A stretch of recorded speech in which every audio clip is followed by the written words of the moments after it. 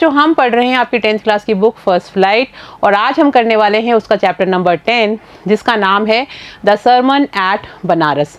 बनारस एक जगह है भारत के अंदर, और वहाँ पर गौतम बुद्ध जो थे उन्होंने अपना पहला उपदेश दिया था। इसलिए सरमन का मतलब होता है उपदेश। तो वो जो पहला उपदेश उन्होंने बनारस में दिया उसके बारे में आज हम इस पूरे चैप्टर में जानकारी प्राप्त करेंगे। कौन थे गौतम बुद्ध और किस तरह से ये जो उपदेश दिया गया, ये क्यों दिया गया, कहाँ उनको ज्ञान की प्राप्ति हुई, ये सब हम पढ़ेंगे इस चैप्टर में। तो चलिए स्टार्ट करते हैं चैप्टर को। Gautam Buddha 563 BC to 483 BC began life as a prince named Siddharth Gautam in northern India। यानी कि जिनके बारे में आज हम पढ़ने वाले हैं उनका नाम है गौतम बुद्ध, और 563 BC से लेके 483 BC के दौरान उनका जन्म और मृत्यु का समय है। उन्होंने अपना जो जीवन है वो शुरू किया था एक राजकुमार के रूप में, और उनका नाम था सिद्धार्थ गौतम। इसको आप याद रखिएगा कि जो गौतम बुद्ध हैं उनका नाम क्या है, सिद्धार्थ गौतम है, और उत्तरी भारत में उन्होंने अपना जीवन शुरू किया था।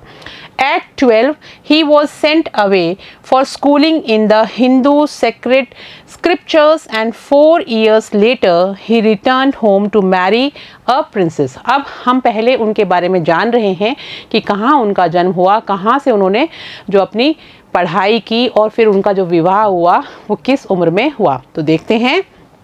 At 12 यानी जब वो 12 साल की उम्र के थे, he was sent away for schooling।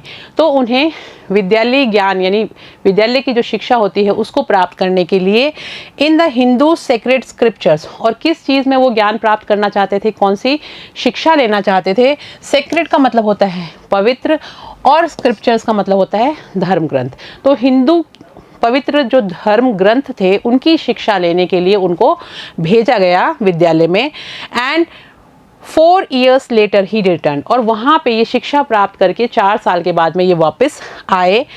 Return home to marry a princess, और जब वो वापस आए तो उन्होंने वहाँ पर आने के बाद में एक राजकुमारी से शादी करी। यानी कि जब वो 12 साल के थे तब उनको बाहर भेजा गया शिक्षा लेने के लिए, धर्म ग्रंथों की, पवित्र हिंदू धर्म ग्रंथ जो हैं उनकी शिक्षा लेने के लिए भेजा गया, और उसके 4 साल के बाद में वो एक राजकुमारी से विवाह करने के लिए वापस आ गए शिक्षा प्राप्त करने के बाद। They had a son and lived for 10 years। उसके बाद में उनकी शादी के बाद में उनके एक पुत्र प्राप्ति हुई, और उस बेटे के साथ वो आराम से 10 साल तक रहे। एज बिफिटेड रॉयल्टी, बिफिटेड रॉयल्टी यानी बहुत ही उपयुक्त राजसत्ता, यानी जो उनको राज सिंहासन प्राप्त हुआ, वो एक राजकुमार थे, एक राजा के बेटे थे, और उन्होंने शादी कर ली और उनका एक बेटा हुआ। उसके साथ वो एकदम राजसी जो ठाट बाट होते हैं उनके साथ उन्होंने अपना जीवन यापन किया 10 साल तक। At about the age of 25, the prince, heretofore shielded from the sufferings of the world, while out hunting, chanced upon a sick man, then an aged man, then a funeral procession, and finally a monk begging for alms। अब आप लोगों ने अगर गौतम बुद्ध की कहानी पढ़ी हो तो ये जो सिद्धार्थ गौतम थे ये एक राजकुमार थे। उसके बाद में क्या हुआ कि जब ये 25 साल के हुए तब तक इनको उस राज्य में कहीं पर भी दुखों के साथ इनका संपर्क नहीं हुआ, क्योंकि एक राजसी ठाट बाट में रहते थे। तो पहली बार जब ये एक बार शिकार करने गए तो इन्होंने कुछ ऐसे नज़ारे देखे जिससे कि इनका जो मन है वो बहुत ज़्यादा विचलित हो गया। और वहाँ पे इन्होंने क्या क्या देखा, इन्होंने वहाँ पर एक बीमार व्यक्ति को देखा, एक मृत्यु उन्होंने अपनी आंखों से पहली बार देखी, और भी बहुत सारे अनुभव जो उन्होंने रास्ते में किए जिसके कारण कि उनका जो मन है वो बहुत ज़्यादा दुखी हो गया। और फिर वो ज्ञान की प्राप्ति के लिए, इन चीज़ों को समझने के लिए ये सारा जो राजसी ठाट बाट था इसको छोड़ के ज्ञान की तलाश में निकल गए। तो बीमार व्यक्ति को जब उन्होंने देखा, उसकी जो दुख देखे, पीड़ाएं देखी, उनको बड़ा तकलीफ हुई उसको देख के। जब मृत्यु से उनका सामना हुआ उसको देख के भी वो समझ नहीं पाए कि ये क्या है। बूढ़े व्यक्ति को जब उन्होंने देखा तो उसको भी वो देख के समझ नहीं पाए कि ये क्या है। जब उन्होंने एक मॉन्क भिक्षु को देखा कि वो भिक्षा मांग रहा है तो उसको भी वो समझ नहीं पाए, क्योंकि इन सब चीज़ों से वो अनभिज्ञ थे। चलिए देखते हैं। At about the age of 25 यानी कि जब वो उनकी उम्र 25 साल की हुई, the prince heretofore shielded from the sufferings of the world, यानी कि अब तक, यानी जब तक वो 25 साल के हुए थे तब तक उनको दुनिया के अंदर जितने भी दुख दर्द या पीड़ाएं होती हैं, सफरिंग्स होती हैं, उनसे बिल्कुल ही बचा के रखा हुआ था। क्योंकि राजा के बेटे थे तो उस तरह के उनको कभी नज़ारे देखने को नहीं मिले थे। उनको प्रिजर्व करके यानी बचा के रखा था इस तरह के दृश्यों से। वाइल आउट हंटिंग, उसके बाद में एक बार क्या हुआ, जब वो शिकार करने के लिए अपने महल से बाहर निकले, chanced upon a sick man, तब उन्होंने एक बीमार आदमी को पहली बार देखा। देन एन एजेड मैन, उसके बाद में उन्होंने एक बूढ़े आदमी को देखा। देन अ फ्यूनरल प्रोसेशन, उसके बाद में एक मरे हुए व्यक्ति को अर्थी पे लेके जा रहे थे, तो वो जो जुलूस होता है या जो अर्थी को लेके जाते हैं, वहाँ पर इतनी भीड़ के साथ में उस अर्थी को पहली बार देखा। And finally a monk begging for arms, और फिर आखिरकार उन्होंने एक भिक्षु देखा जो कि भिक्षा मांग रहा था। ना तो उन्होंने पहले कभी किसी को भीख मांगते हुए, भिक्षा मांगते हुए देखा था, ना इस तरह के दुख देखे थे कि कोई मरता भी है, या कोई अर्थी भी नहीं देखी थी। किसी बीमार आदमी को भी उन्होंने कभी नहीं देखा था, यहाँ तक कि किसी बूढ़े आदमी को भी उन्होंने कभी नहीं देखा था। These sights so moved him that he at once went out into the world to seek enlightenment concerning the sorrows he had witnessed. अब जब उन्होंने ये सारी की सारी चीज़ें देखी तो वो बहुत ज़्यादा विचलित हो गए। इन दुखों को देख के बहुत ज़्यादा उनके दिमाग में, दिल में ये चीज़ घर कर गई कि ऐसा भी होता है और ऐसा क्यों होता है।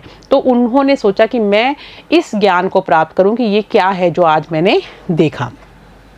These sights so moved him that he at once went out into the world। तो अब इन चीज़ों से वो इतना ज़्यादा उनके दिल तक तकलीफ़ हुई कि वो अब संसार में निकल पड़े। क्या देखने के लिए? टू सीक का मतलब होता है ढूंढने के लिए। एनलाइटमेंट का मतलब होता है बहुत ही उच्च तरह का जो आध्यात्मिक ज्ञान होता है उसको प्राप्त करने के लिए वो अपने वहाँ से राजमहल छोड़ के वो ज्ञान की तलाश में, आध्यात्मिक ज्ञान की तलाश में उसको ढूंढने के लिए वो निकल पड़े।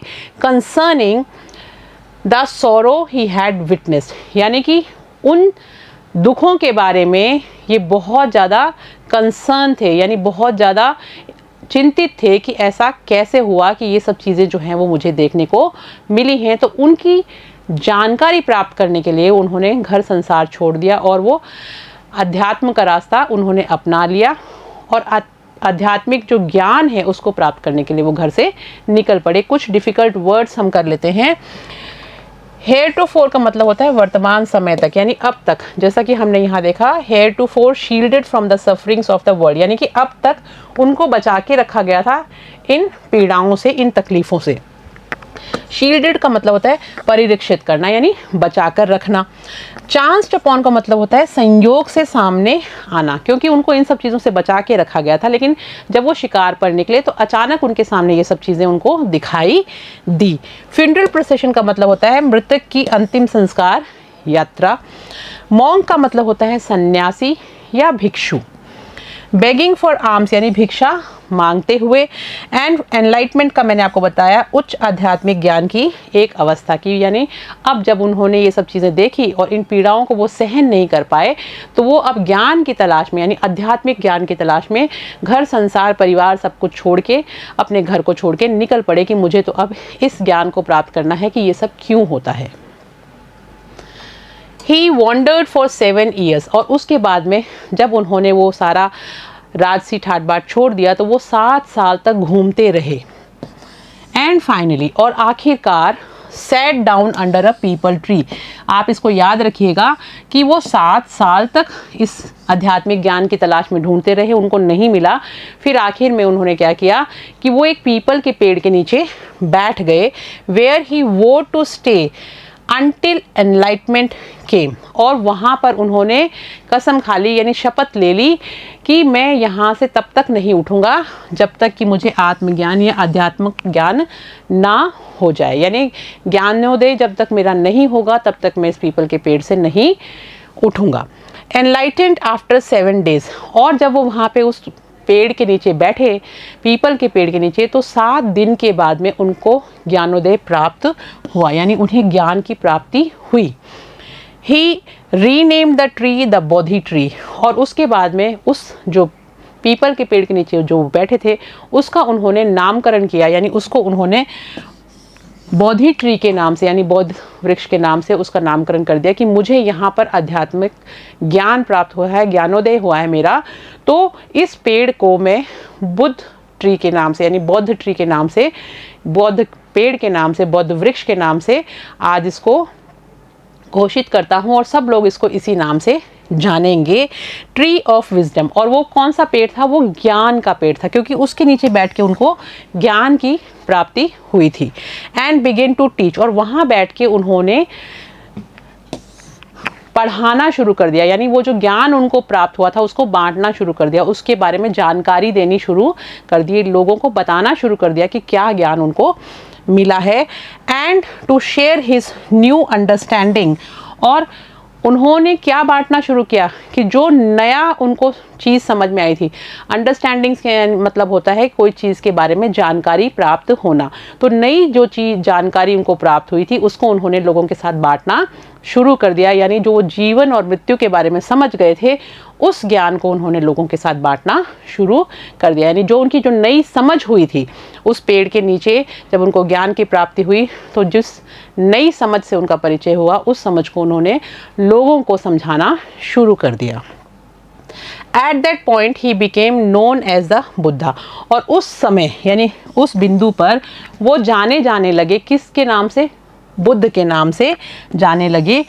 द अवेकेंड बुद्ध का मतलब होता है वो जिसको जो जागृत हो गया हो, अवेकेंड का मतलब होता है जागृत हो जाना, बुद्ध यानी जागृत हो जाना, तो उनको बुद्ध नाम से जाना जाने लगा क्योंकि वो जागृत हो गए थे, उनको ज्ञान की प्राप्ति हो गई थी। और द एनलाइटेंड, और या फिर हम उसको कह सकते हैं जिसको अध्यात्म की प्राप्ति हो गई हो, ज्ञानोदय जिसका हो गया हो। The Buddha preached his first sermon, preach का मतलब होता है देना, यानी टीचिंग्स, यानी अपनी जो ज्ञान है उसको जब उन्होंने दिया, यानी लोगों को जब बांटा, समझाया, उसके लिए हम यूज़ करते हैं preach.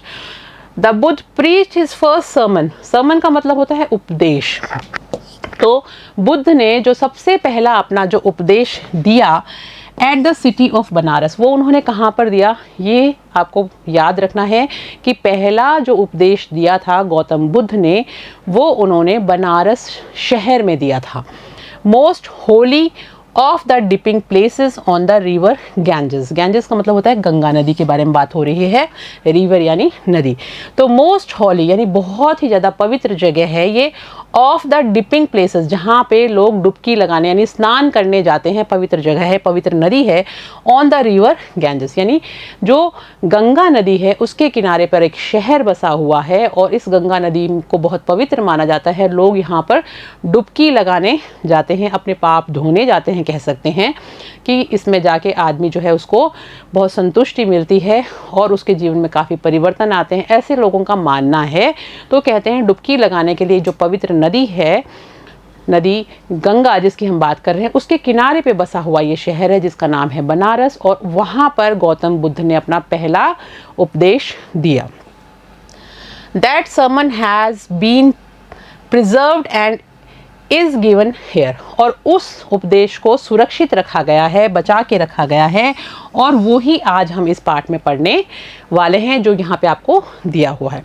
It reflects the Buddha's wisdom about one inscrutable kind of suffering, और ये जो उपदेश है ये हमें रिफ्लेक्ट करता है यानी किस चीज़ से रूबरू कराता है, उसको दिखाता है द बुद्धास विजडम कि बुद्ध का जो ज्ञान था उससे हमें रूबरू कराता है कि बुद्ध को किस चीज़ का ज्ञान प्राप्त हुआ था, about one inscrutable kind of suffering.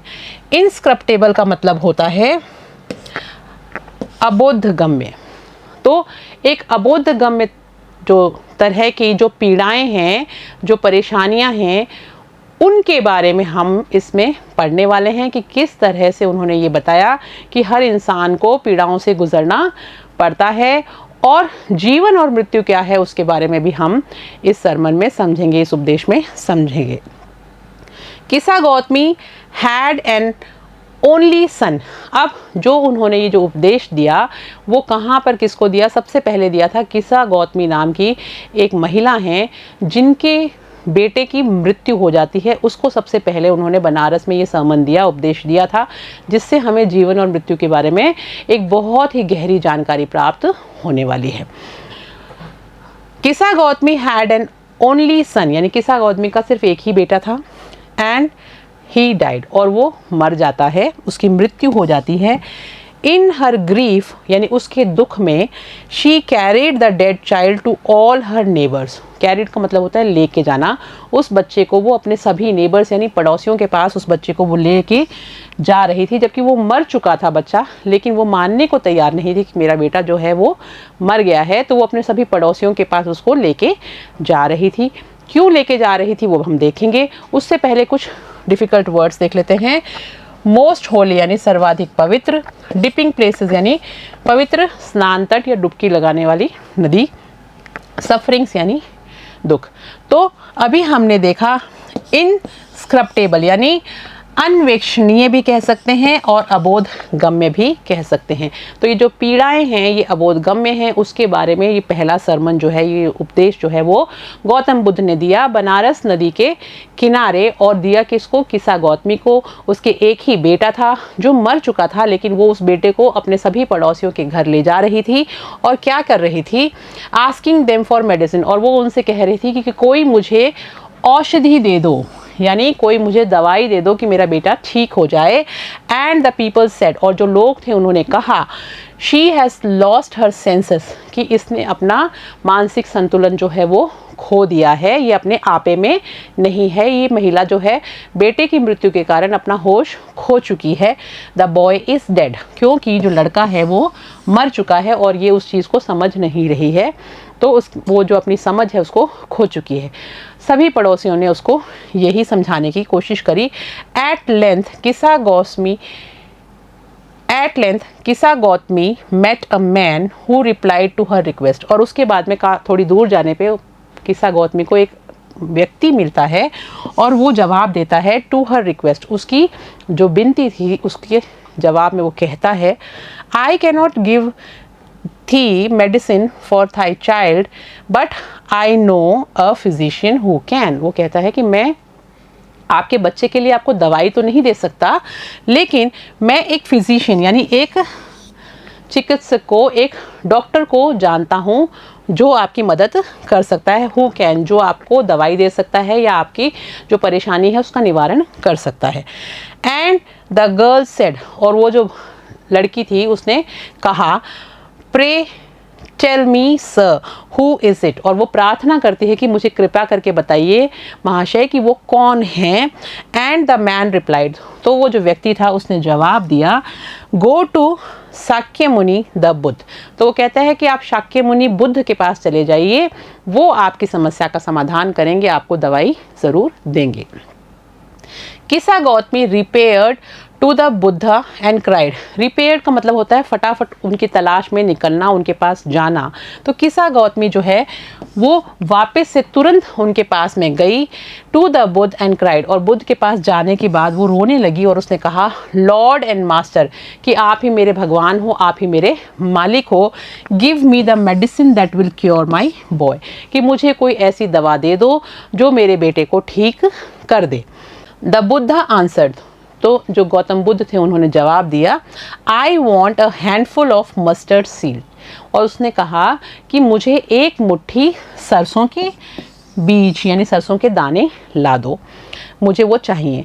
And when the girl in her joy promise to procure it, और जब वो जो लड़की थी उसने खुशी से, हर्ष से वचन दे दिया कि वो ऐसा करेगी, यानी वो उनको वो सरसों के दाने जो हैं वो ला के देगी, वो तैयार हो गई। द बुद्धा एडेड, तभी बुद्ध ने एक बात को और उसके अंदर जोड़ा और कहा, the mustard seed must be taken from a house where no one has lost a child, husband, parent or friend। और अब देखिए गौतम बुद्ध ने उसको क्या कहा कि तुम मुझे एक मुट्ठी सरसों के दाने ला के दो। जब वो तैयार हो जाती है लड़की की, हाँ मैं ला के दे दूँगी, तो खुशी में ऐसा कहती है। तभी गौतम बुद्ध उसमें एक चीज़ और जोड़ते हुए कहते हैं कि और ये जो सरसों के दाने तुम लेके आओगी वो कहाँ से लाने हैं, must be taken from a house, वो ऐसे घर से लाए जाने चाहिए, ये अनिवार्य है, where no one has lost a child, जहाँ पे ऐसे घर से लाना जहाँ पे किसी ने भी अपने बच्चे को ना खोया हो, यानी उसकी डेथ ना हुई हो। हस्बैंड, पेरेंट और फ्रेंड, यानी ऐसे घर से लाना जहाँ पे किसी ने ना तो अपने किसी बच्चे को खोया हो, ना किसी महिला ने अपने पति को खोया हो, ना किसी ने अपने दोस्त को खोया हो, और ना किसी ने अपने माता पिता को खोया हो। ऐसे घर से मुझे एक मुट्ठी सरसों के दाने लाके दे दो। Poor Kisa Gotami now went from house to house. अब जो गरीब जो किस्सा गौतमी थी वो घर घर गई, यानी एक घर के बाद दूसरे घर में चक्कर उसने लगाए।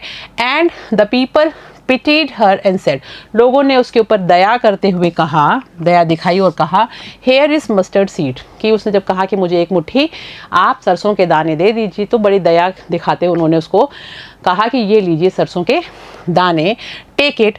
बट when she asked, लेकिन उसके बाद जब वो उसने ऐसा पूछा कि did a son or daughter, a father or mother die in your family, कि क्या आपके घर में बेटा, बेटी, पिता, माता या फिर कोई भी आपके परिवार में किसी की मृत्यु हुई है।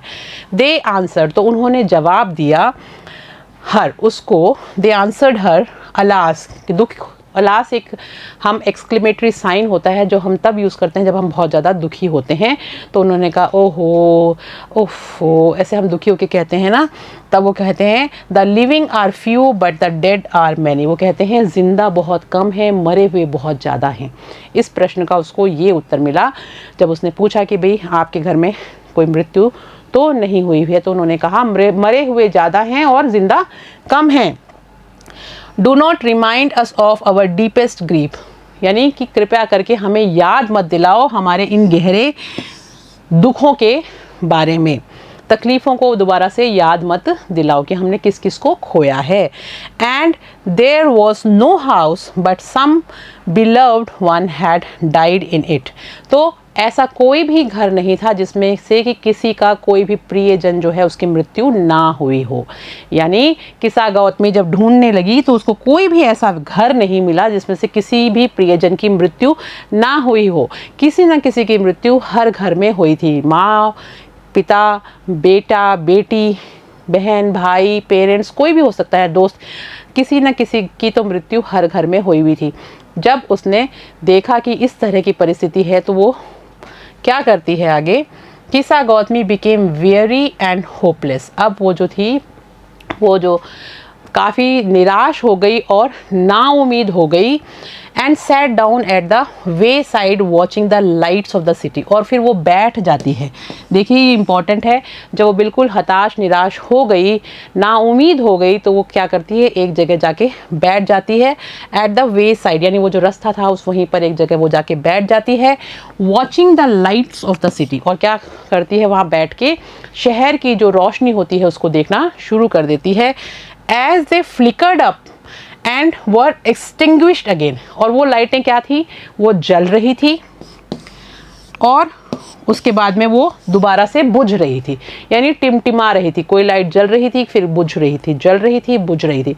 तो जब उसने ऐसे उस रोशनी को जलते और बुझते हुए देखा, एट लास्ट, आखिरकार, the darkness of the night reigned everywhere, और उसके बाद में जो अंधेरा था, रात का जो अंधेरा था वो चारों तरफ फैल गया। यानी सभी घरों की जब लाइटें बंद हो गई तो वो रात का जो अंधेरा था वो पूरे उस एरिया में फैल गया।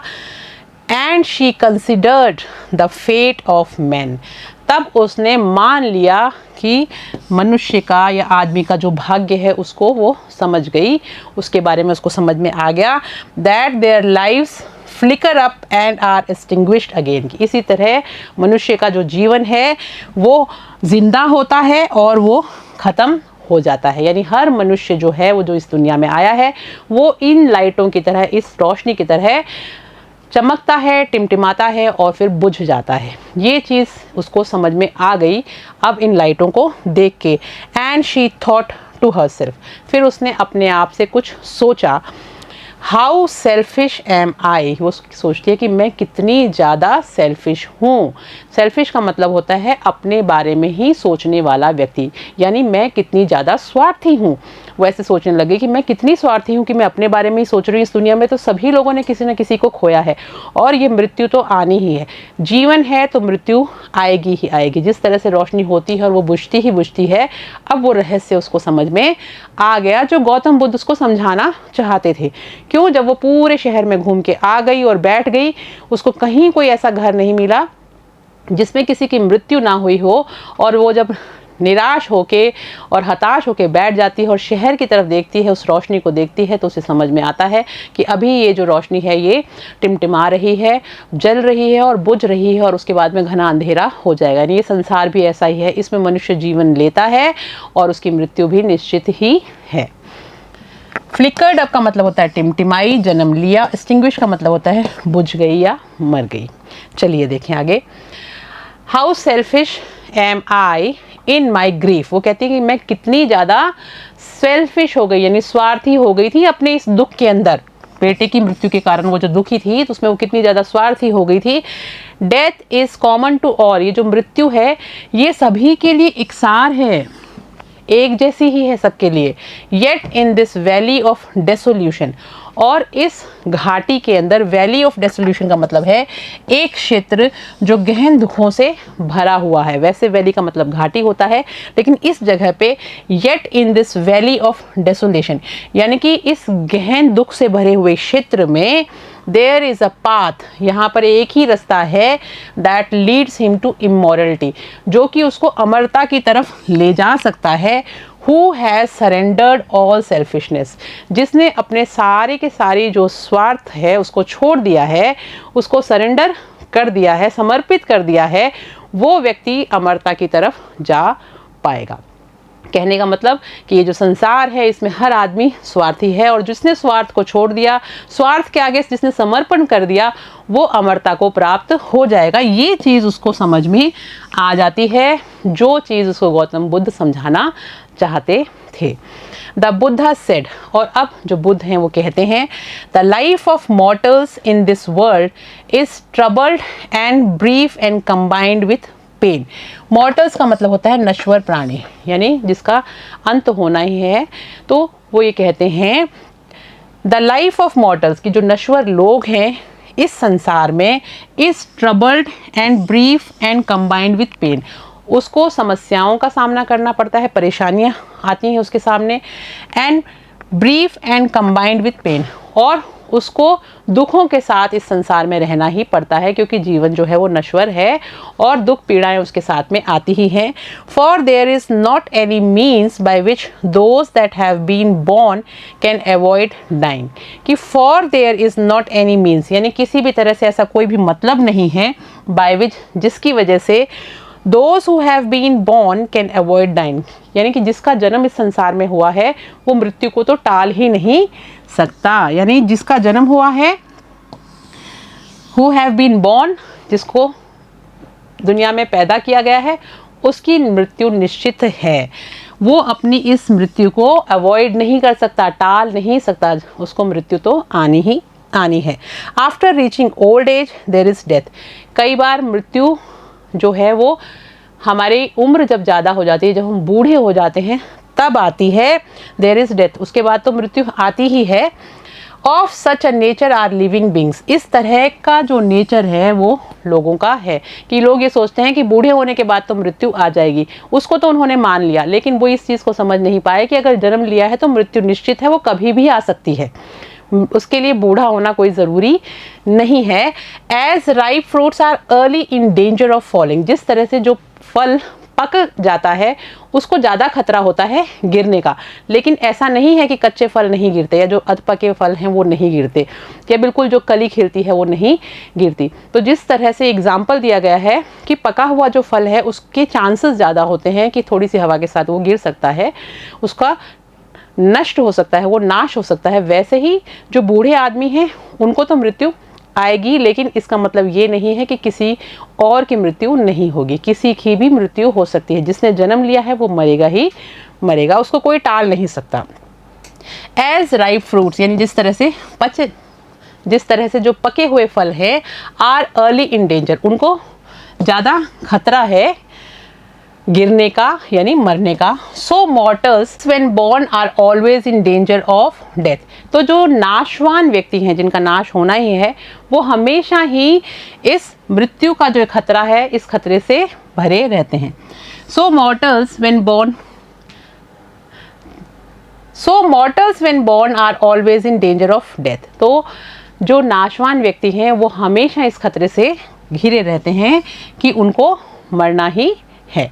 As all earthen vessels made by the potter end in being broken। जिस तरह से एक जो कुम्हार होता है, वो जो मिट्टी के बर्तन बनाता है, वो हमेशा आगे जाके टूटने ही होते हैं। As all earthen vessels यानी मिट्टी के जितने भी बर्तन हैं, made by the potter जो कुम्हार के द्वारा बनाए जाते हैं, end in being broken वो आखिर में टूटते ही हैं। So it is the life of mortals क्योंकि ये नाश्वर लोगों की जिंदगी है। तो जिस तरह से मिट्टी का बर्तन बनाते बनाते भी टूट जाता है, कोई पूरा बनने के बाद में कुछ दिन चलता है, मटकी बन जाती है, फिर फूट जाती है, कुछ और बन गया, टूटता है। लेकिन यानी मिट्टी का बर्तन अगर बना है तो वो टूटेगा, चाहे वो बनाते टाइम टूट जाए, बीच में टूटे, आखिर में टूटे, काफ़ी दिन बाद में टूटे, लेकिन टूटता ज़रूर है। उसी तरह से मनुष्य जो है वो जन्म लेता है और वो मरता ज़रूर है, चाहे वो किसी भी स्टेज में मरे, यानी वो बच्चे के रूप में, जवान के रूप में, बूढ़े के रूप में, किसी भी रूप में मर सकता है। लेकिन जो चीज़ समझने वाली वो ये है कि जिसने जन्म लिया है उसकी मृत्यु ज़रूर होगी, निश्चित है। Both young and adult, both those who are fools and those who are wise.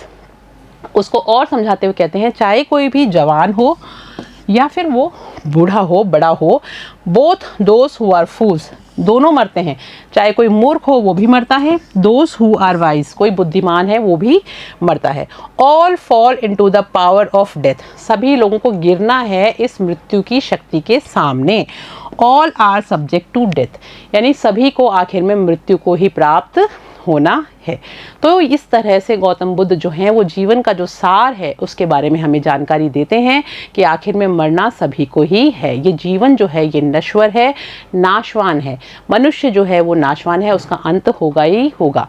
तो चलिए अब आगे देखते हैं।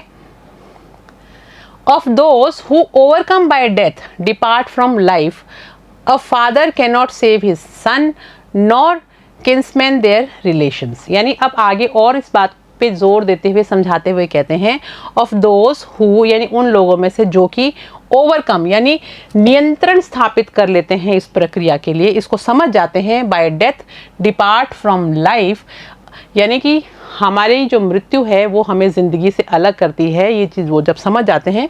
Depart from life a father can not save his son यानी कि कोई भी जो पिता है वो अपने बेटे को नहीं बचा सकता। नॉर किन्समैन देयर रिलेशंस और ना ही कोई रिश्तेदार अपने किसी रिश्तेदार को या अपने किसी संबंधी को बचा सकता है। मार्क तो इस चीज़ पे ध्यान दीजिए। While relatives are looking on and lamenting deeply one by one mortals are carried off यानी वो ये कहते हैं कि आप इस चीज़ को समझने की कोशिश कीजिए, ध्यान दीजिए। While relatives are looking on कि जब तुम्हारे रिश्तेदार देख रहे हैं, एंड लेमेंटिंग डीपली और बहुत ही गहराई में उस चीज़ को समझने की कोशिश कर रहे हैं। One by one mortals are carried off उसी में एक एक करके जो नश्वर शरीर है उसको ले जाते हुए आप देखोगे कि कोई ना कोई रिश्तेदार, कोई ना कोई संबंधी, कोई ना कोई व्यक्ति जो है उसको लेके जाया जा रहा है। Like an ox that is led to slaughter और किस तरह से, जिस तरह से एक बैल जो है उसको स्लॉटर करने के लिए, उसको एक बूचड़ खाने में काटने के लिए ले जाया जा रहा हो, उस तरह से हर जगह आप देखोगे अगर ज़िंदगी की इस चीज़ को समझ जाओगे कि ये चलता जा रहा है, ये क्रम चालू है, कोई ना कोई जा रहा है जिसको मृत्यु अपने साथ लेके जा रही है। कैसे? स्लॉटर का मतलब होता है बूचड़ खाना, कसाई खाना। जिस तरह से एक बैल को बूचड़ खाने में काटने के लिए ले जाया जा रहा हो। So the world is afflicted with death and decay. तो इस चीज़ को समझ जाओ कि ये जो संसार है ये बिल्कुल भी अनभिज्ञ नहीं है इस चीज़ से। किस चीज़ से? कि यहाँ पर इस संसार में जो आया है उसकी मृत्यु होगी और उसका नाश होगा, वो ख़त्म हो जाएगा, उसको दफन होना ही है। Therefore the wise do not grieve knowing the terms of the world। तो इसीलिए जो बुद्धिमान लोग होते हैं वो इस संसार की इस ज्ञान को जो लोग समझ गए हैं वो कभी भी रोते नहीं है किसी के मरने पर, क्योंकि उन्हें पता है ये तो होना ही है, आज नहीं तो कल। तो वो प्रिपेयर्ड होते हैं, जो बुद्धिमान लोग होते हैं वो इसीलिए नहीं रोते, क्योंकि वो इस चीज़ को समझ चुके हैं कि ये तो चलता ही रहेगा, जीवन है तो मृत्यु आएगी ही। Therefore, इसीलिए the wise do not grieve, तो जो बुद्धिमान लोग होते हैं वो ग्रीव नहीं करते, वो दुखी नहीं होते, वो रोते नहीं हैं। नोइंग, इस चीज़ को जानते हुए, the terms of the world, वो संसार के इन सभी नियमों को समझ चुके हैं कि अगर कोई पैदा हुआ है तो वो मरेगा ही मरेगा। तो इस तरह से गौतम बुद्ध जो हैं वो पूरी चीज़ को हमें समझाते हैं। चलिए देखते हैं आगे। Not from weeping nor from grieving will anyone obtain peace of mind। अब वो कहते हैं ना तो रोने के द्वारा, वीपिंग मतलब होता है रोना, विलाप करना, नॉर फ्रॉम ग्रीविंग, और ना ही दुखी होना, यानी बहुत ज़्यादा गहरे शोक में हम चले जाते हैं, ना तो रोने से ना गहरे शोक में जाने से। Will anyone obtain peace of mind, किसी को भी दिमाग की शांति, पीस ऑफ माइंड नहीं मिलेगा, ना रोने से मिलेगा, ना दुखी होने से मिलेगा, ना शोक मनाने से मिलेगा। ऑन द कॉन्ट्ररी, यानी इसके अगर कॉन्ट्ररी, इसके विपरीत अगर आप जाओ, his pain will be the greater and his body will suffer, तो उसका जो दर्द जो है वो बढ़ जाएगा और उसका जो शरीर है वो सफ़र करेगा, यानी उसमें पीड़ा जो है वो बढ़ जाएगी, वो और भी ज़्यादा दुखी होगा, उस दर्द को उसको सहन करना पड़ेगा। कहने का मतलब कि अगर किसी की मृत्यु होती है और अगर आप रोते हो, दुखी होते हो, तो वो तो चला गया जाने वाला, लेकिन आपका जो शरीर है, जो अभी आप जिंदा हो, आप ज़्यादा दुखी होगे, आप ज़्यादा पीड़ा महसूस करोगे क्योंकि आप विलाप कर रहे हो। तो जो आपका शरीर है उसमें समस्याएं आएंगी, उसमें दर्द होगा, उसमें दुख होगा, आप महसूस करोगे उसको, तो यानी आप दुखी होगे, वो पीड़ा आपको सहन करनी पड़ेगी। He will make himself sick and pale, और उसके कारण वो क्या करेगा, अच्छा खासा जो शरीर अभी आपका चल रहा है और जैसे आप हो, तो उस ज़िंदगी को छोड़ के अगर आप दुख करने लग गए, विलाप करने लग गए, शौक में चले गए, तो आप क्या करोगे, अपने इस शरीर को भी पीला कर लोगे, बीमार कर लोगे। He will make himself sick and pale, तो वो अब क्या करेगा, दुख में जाके अपने आप को दुखी कर करके वो खुद भी बीमार हो जाएगा और पीला पड़ जाएगा। Yet the dead are not saved by his lamentations, और वो कहता है और कितना भी ज़्यादा वो रो ले, दुखी हो जाए, विलाप कर ले, शोक मना ले, लेकिन जो मर चुका है उसको वो वापस ज़िंदा नहीं कर सकता, उस रोशनी को वो वापस लेके नहीं आ सकता। He who seeks peace should draw out the arrow of lamentation, यानी कि ऐसा व्यक्ति जो चाहता है कि उसको शांति मिले, जो शांति चाहता है, should draw out the arrow of lamentation and complain, तो उसको ये जो एक एरो है, जो एक निशान है रोशनी का, यानी जो ज्ञान जो प्राप्त हो रहा है, उसको इस चीज़ को समझना पड़ेगा।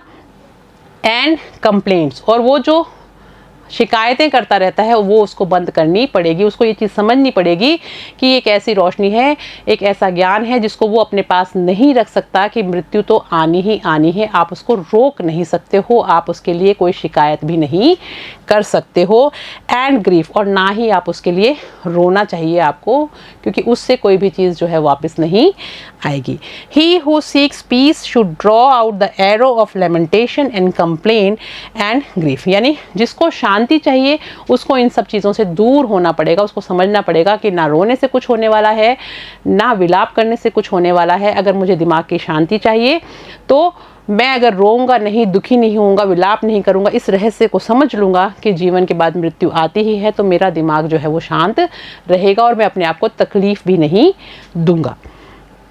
He who has drawn out the arrow and has become composed will obtain peace, यानी उस व्यक्ति ने जिसने ये निशान बना लिया है, यानी जो ये चीज़ को समझ चुका है, has become composed will obtain peace, कि जो इस चीज़ को समझ चुका है कि जीवन के बाद मृत्यु होनी ही है, वो क्या करेगा, उसको पीस ज़रूर प्राप्त होगा। कहाँ का, यानी माइंड का पीस, यानी शांति उसके दिमाग में रहेगी, ना वो रोएगा धोएगा, ना वो दुख करेगा, क्योंकि वो समझ चुका है कि ऐसा तो होना ही था। तो जब वो उस चीज़ को समझ लेगा, जब उसको इस चीज़ का ज्ञान प्राप्त हो जाएगा, तो वो दुखी भी नहीं होगा और अपने आप को कष्ट भी नहीं देगा और उसके दिमाग में शांति भी रहेगी। Of mind, he who has overcome all sorrows will become free from sorrow and be blessed. तो ऐसा व्यक्ति, अगर आपको मानसिक शांति चाहिए तो आपको इस निशान को समझना पड़ेगा, यानी इस बात को समझना पड़ेगा कि जीवन है तो मृत्यु आएगी ही आएगी। अपने आप को दुखी मत करो कि ऐसा क्यों हुआ, क्योंकि गया हुआ कभी वापस नहीं आ सकता। जिस तरह से रोशनी चलती है और बुझ जाती है, आप उसको नहीं ला सकते उस रोशनी को। उसी तरह से ये एक एग्जाम्पल के रूप में समझाने का प्रयत्न किया गया है कि अगर आपको दिल दिमाग की शांति चाहिए तो आप इस बात को जितना जल्दी समझ लें कि जीवन के बाद मृत्यु तो होनी ही है, तो बहुत सही रहेगा। अगर आपको if you want to obtain, यानी and has become composed will obtain peace of mind, यानी जो इस चीज़ को समझ चुका है उसको दिमागी शांति ज़रूर मिलेगी। He who has overcome all sorrow, जिसने सारे के सारे जो दुख हैं उनको ओवरकम कर लिया, यानी उनसे वो बाहर आ गया है, समझ चुका है, वो ज़िंदगी का जो निचोड़ है उसको समझ चुका है। Will become free from sorrow, वो अब दुखों से बिल्कुल आज़ाद हो जाएगा। एंड बी ब्लेस्ड, और वो ब्लेस्ड हो जाएगा, यानी उसको आशीर्वाद प्राप्त हो गया है ऐसा महसूस करेगा, क्योंकि वो समझ चुका है कि आज मैं भी हूँ, कल मुझे भी जाना है। आज ये व्यक्ति था, चला गया, कोई दिक्कत नहीं है, इसमें दुख मत करो। तो जो वाइज मैन होते हैं, जो समझदार व्यक्ति होते हैं, वो इस रेखा को समझ जाते हैं कि किस तरह से हमें दुखी नहीं होना है, और इस गूढ़ रहस्य को, जीवन मृत्यु के रहस्य को जो समझ जाते हैं, वो मानसिक शांति जो है उसको आराम से प्राप्त कर सकते हैं। Will become free from sorrow, वो दुखों से आज़ाद हो जाएंगे। एंड बी ब्लेस्ड, और आशीर्वाद के पात्र होंगे।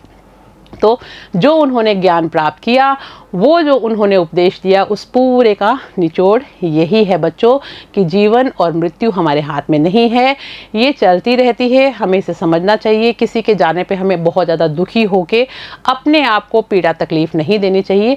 हमें अपने कर्म करते रहना चाहिए, क्योंकि कभी ना कभी हमारा भी नंबर आएगा ही, आज नहीं तो कल। इस चीज़ को समझ लेंगे तो जीवन जीना जो है बहुत आसान हो जाएगा, और दिमाग में एक शांति भी रहेगी। तो बुद्धिमान लोगों की तरह अगर सोचना शुरू किया तो हम इस रहस्य को समझ जाएंगे। तो आई होप आपको बच्चों ये चैप्टर समझ में आ गया होगा। अब हम मिलेंगे नेक्स्ट क्लास में, तब तक आप लोग पढ़िएगा। Thank you.